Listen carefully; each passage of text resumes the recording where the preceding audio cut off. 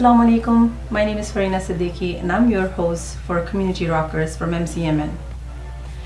Today, our youth requires support, solutions, and ideas. We have people in the community who are providing those services, but they are community rockers who are our unsung heroes. We have our unsung hero, like those, in our studio today, Brother Omar Zia. He's a youth mentor, he's a counselor, and he's a writer. And these kind of people should be in the spotlight because these are the people who are serving the needs of our community for today's challenges, for today's successes. So let's introduce Brother Omar Zia, let's talk to him and see what he has to offer to the community and how you can benefit from his expertise, his experience, and his services offered to the community. Assalamu alaikum, Brother Omar Zia. Welcome, Salam. How are you? I'm good, alhamdulillah. Thank you so much for coming to our show, and we are so honored to have you here, and we are so honored and blessed to have you in our community. It's my pleasure to be here and to share what information I can today. Thank you for having me. Thank you. So tell me more about your qualifications, what you offer to the community, and what was the education and work experience that started with you. And So I'm going to try to keep it a bit short, but let's start with my educational background. So I have a Bachelor of Science degree, followed by a Bachelor of Education degree, and a Master's of Education degree as well. And so I've been teaching in the community for almost 18 years now. My areas of specialty for teaching are biology and English. However, at my first school, which is John Fraser Secondary School in Mississauga, I noticed the need for helping students who have ESL as an issue, English as a second language. A lot of our immigrant families are coming into the community, so I didn't specialize in ESL's qualification course. And then that was an interesting moment for me, learning about the immigrant stories, the immigrant experience for a lot of our families who will be moving in to Peel region and really across the world. And then I pursued another specialty in special education for students who have learning disabilities, who might have autism, be on the autism spectrum, developmental delays and so on. And then I took that a bit further and went to guidance counseling. And I've been guidance counselor in the Peel region for the last 7 years. That's amazing. So that's my actual education background. And I've been able to use that to assist people in all walks of life, not just in the public school itself, but within the Muslim community too. And I found that having worked at a number of schools where there are large populations of Muslim students and Muslim families, that the problems that we face in our community are not specific to our community, and nor are we able to escape from the larger community problems as well. So when oftentimes as families or as parents or as adult generation, we'll look at what's happening in the community around us, we'll see what's happening in the news, and we'll say, that's not part of our community. We're Muslims, we're different. Or we're Desis or Indo-Pakistanis, so we're not akin to those same kind of problems, and how we've escaped them magically. But in reality, we have not. I've been working with a lot of Muslim families in the public schools, but also in the private schools and in the community at large, around issues like drug use, self-harm, serious mental health illnesses. A lot of students, a lot of our kids are going through a lot of stresses in life, whether it be related to faith, such as Islamophobia, whether it be related to gender issues, understanding their place in society, pressures from parents in terms of what they need to do in the future, in terms of the career planning and so on. And then you'll have issues with parents too. So parents have been coming to me seeking answers as to how do you connect with a teenager? Right? There's always that disconnect, no matter where we are in the world, no matter what time era we're living in, whether it was 2,000 years ago or present day. The disconnect between the parent and the child really seems to magnify at that age of 13, 14, 15. So how do parents reach out to their kids and build that relationship with them moving forward? Parents may also come to me with their kids around marriage issues too. Oftentimes their children are about to get married and don't know who to get married to, or they already are married and they're having some disagreements with their spouses.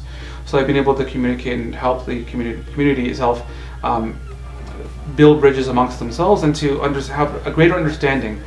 Oftentimes as parents or even as kids, we don't have all the answers, and I don't pretend to have all the answers myself either, but at least I see my role in terms of guiding people in the right direction, where to find the right answers for them that are most appropriate in their lives.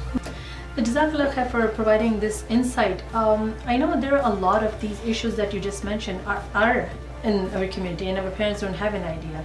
So tell me, based on your experience, because you work for the community at large as well, so like other communities, youth versus Muslim youth, how much is the percentage, kind of a rough estimate of the Muslim youth being affected with mental health disorders or anxiety or depression levels? That's a good question. I think let's look at the larger picture. Okay, when talking about our Muslim community itself, one of the aspects that contribute to the mental illnesses or the mental unwell-being of people in general is not having a place to belong. You'll find this in the teenagers in high schools as well. If they don't have a group of friends or a clique to hang out with, they feel that they're disengaged from society. They then, become the outliers of society and can find themselves in, inappropriate avenues, or they might just be the people who are on the fringe always and never really engage in society. So what about us as a Muslim community? One of the organizations I work for is DawaNet. I'm one of the directors for DawaNet, and we have our main event called Muslim Fest, which happens every year in Celebration Square in Mississauga.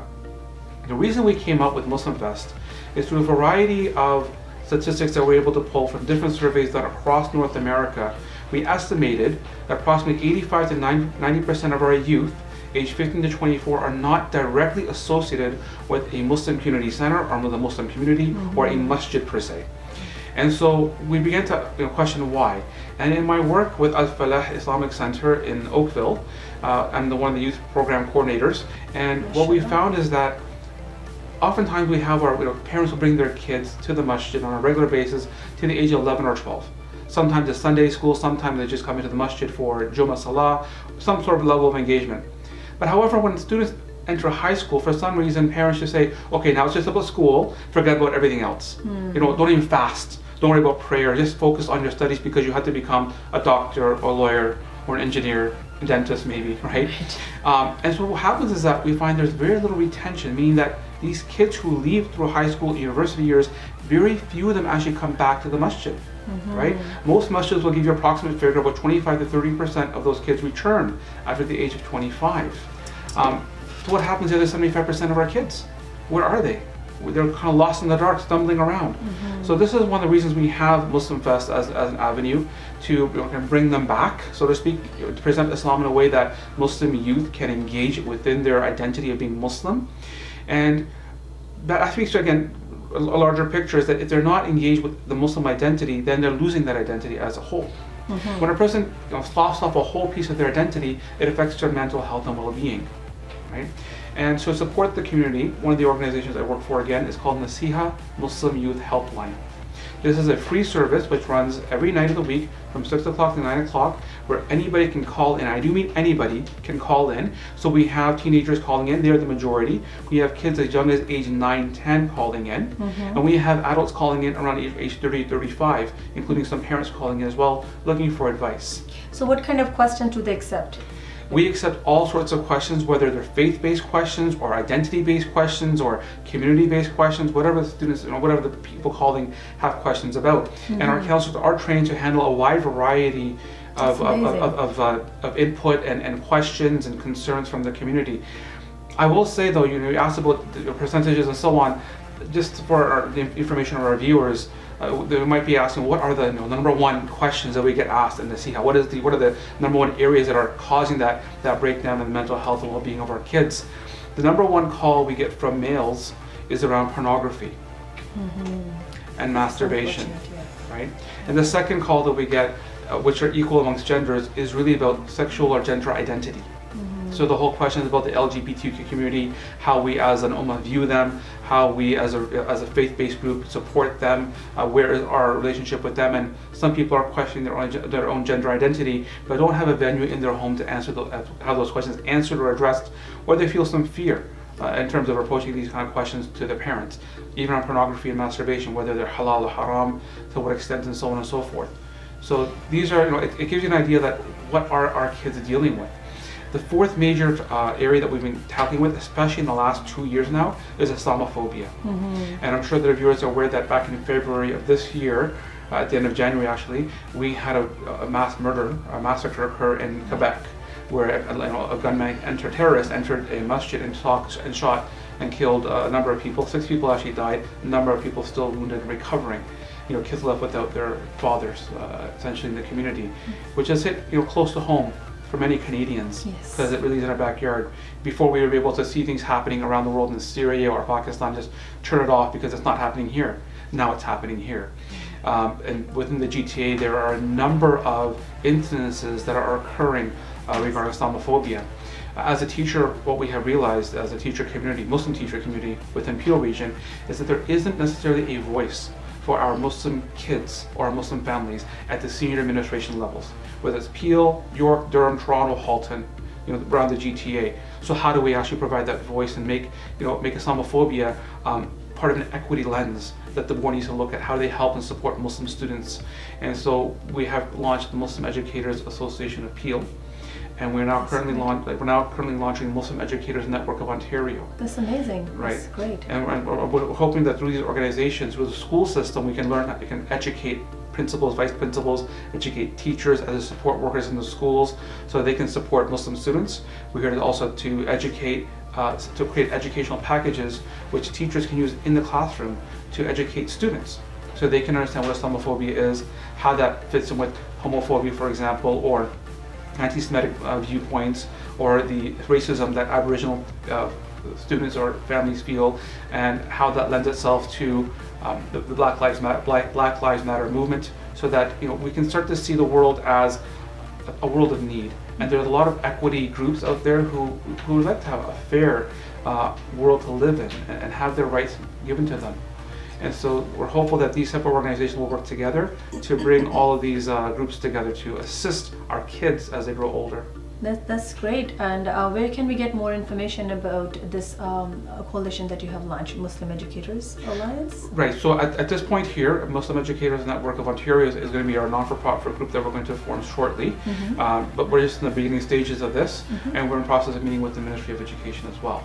Within the Peel region, there are approximately 64 Muslim teachers who are part of this organization, both elementary and secondary panels, and we have teachers and we have educational assistants as part of the organization as well. So are these only public health educators or the private Islamic school educators as well? Currently, we're just looking at the public education system because this is where the voice of Muslim students is necessary at the senior administration level. The private school system or the Islamic school system, they're already Islamocentric or Muslim-centric, so we believe that their needs are relatively being taken care of. Right. But we're really looking at providing social and emotional support for our Muslim youth. Before we get into the issues that you highlighted, I would like to express another need from our Muslim educators from Islamic schools. There is that dire need to actually build their capacity as well. And I know, at the public school system level, our public school system receives funding and resources and everything. So our teachers actually are well trained. MashaAllah, they get continuously trained and they have the resources and access to programs and services that can help them develop their performance. But at Islamic school levels, they're short on resources. They're not always trained or licensed teachers. They have this need of developing their capacity as well. So do you think in the long run you will include them to actually train them and to build their capacity by linking the educators together? We hope so. What we have to understand is that our community is very young and it's growing, and our Islamic school system is growing as well. Scarborough Foundation is probably one of the more senior schools in terms of longevity in our system. But if we look at the needs of our community as the population demographic has started to grow, demographic changes have occurred, we find a lot more many Islamic schools opening up, especially in the last 2 or 3 years, really in the last year and a half in response to the new health and physical education curriculum that the ministry introduced. A number of Islamic schools have opened up. So you're right, they do need help, and oftentimes they are not able to hire or not able to afford to hire Ontario certified teachers, OCT teachers. So how do we support them? So I myself have actually been approached by a number of Islamic schools to assist them in training their staff, and I've been able to go into a few Islamic schools. And so if you have viewers who are watching this program from an Islamic school who require assistance, I'm more than welcome to contact me. I can help them out by providing a number of workshops on classroom management, lesson planning, curriculum planning, creating a climate or culture for learning and working within their school system, and so on and so forth. And you'll find that there are a number of other Muslim educators who have been in the education system for a long time who are doing exactly that, but perhaps in different localities. I'm basically based in Peel, but I know, for example, Razi Group is out there in the Toronto District School Board helping some of the private schools, Islamic schools in the Toronto area.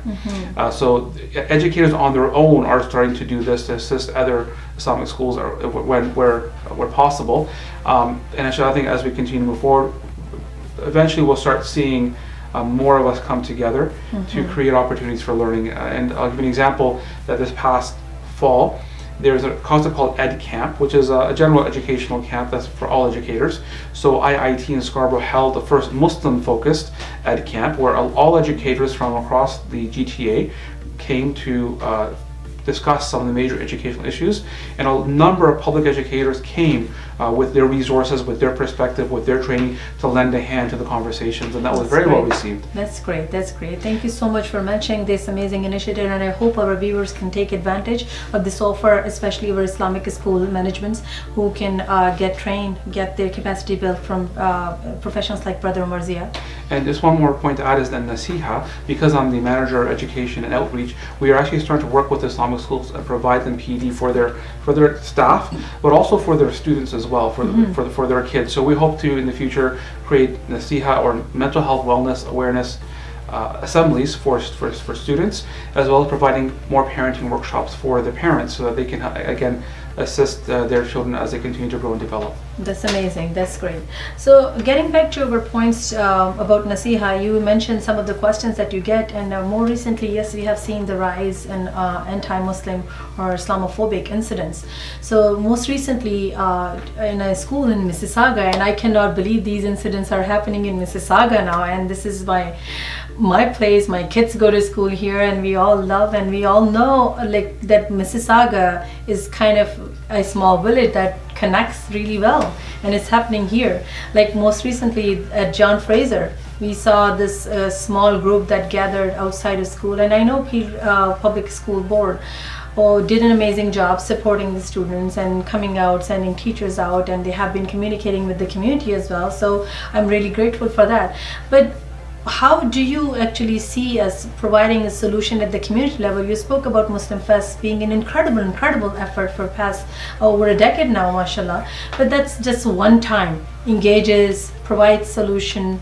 But then on a consistent basis, how can we engage our youth? Because when I see youth being targeted like that, they have the reactions too. So as a youth counselor, as a youth mentor, what kind of questions do you get, and how do you provide solutions to those anxieties, I would say? Absolutely. It's a great question. I believe that one of the central key parts of the solution to this issue that's going on, it almost seems like an epidemic. It seems like this group of people are showing up everywhere there is a Muslim event around Peel, trying to cause a disturbance, and now of course they're targeting first the Board of Education office itself and the school, and as you mentioned, the Board of Education did a phenomenal job. But how do we support our kids? And I'll focus on one key element: social narratives. A lot of our youth who are seeing Islamophobia and the impact of Islamophobia in their own lives are in that limbo. Should I be Muslim? How Muslim should I be? How can I distance myself from the issues that are causing Islamophobia to occur? They're shying away from their own identity. And again, that will have a negative impact on their emotional and social well-being and their mental health and well-being. So we need to provide for our youth social narratives. How do they know that Islam is the path that they want to choose? How do they know what Muslim is? Is it just prayer and fasting, or is there more to it than that?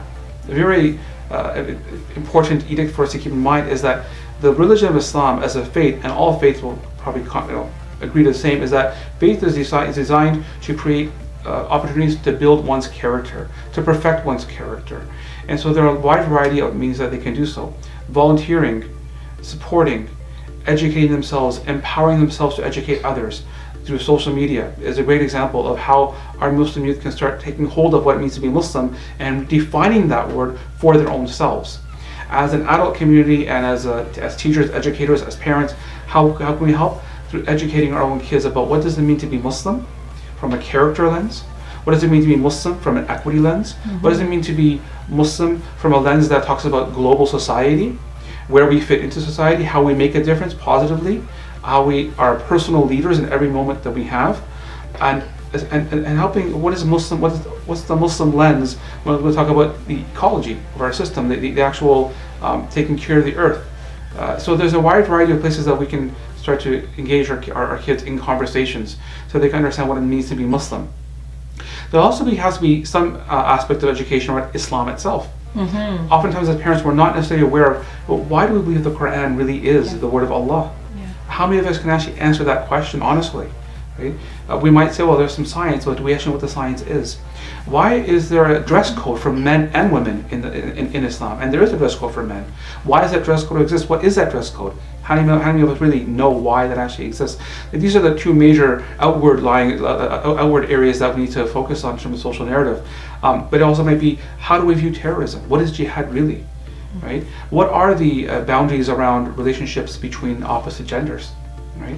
So these are some of the social issues that are coming up regularly, and we need to arm our students and our kids with a social narrative so they know exactly why and how and what and where and when, so that they feel confident with their identity of being Muslim. Thank you, Brother Omar Zia, and I'm really pleased that you have, mashallah, written these books for the children, and I'm really happy to be, I think, the first one in mashallah in our community to actually kind of show up with these books. And tell me more about these books and who these books can benefit. Thank you. So one of the areas I've been assisting the community with in the last 4 years is around giving parenting workshops at a wide variety of masajids and community centers as well. And oftentimes parents ask some questions, and I've taken the answers to those questions and put them into these books here. 3 of the books focus on sibling rivalries. Oftentimes they've got 2 or 3 kids in the home. How do you get along with each other? Right. What language do we use to help our kids communicate with each other? Another question we have around bullying. And so how do you teach kids about bullying? How do you help them understand what bullying is and how to stand up for themselves? Another book is on financial literacy. Oftentimes we take our kids to Dollarama or to the store and they want to buy. How do we teach them the value of money? Right? And what is the language and what's the lesson we can actually use? And then one of the books is on, where is Allah? Where is God? That's great. Right? Understanding that relationship. So since we're really short on time, we have to wrap up quickly. Tell our viewers where they can get those books, and your flyer is on the screen already. So, but let us know where we can get those books from, and is there any cost, and what's the cost and everything. So deanstreetkids.com. That's the website. deanstreetkids.com. You can get all 6 books for $40. We encourage people to buy them as a set, and you'll see when you go to the website, you'll find parenting pointers and story synopsis, and you can look inside the book to see what the books are about, what they physically look like from the inside. But parenting pointers, you know what to actually teach your kids when reading the book. So it's not a regular library book where you read a story and go to sleep.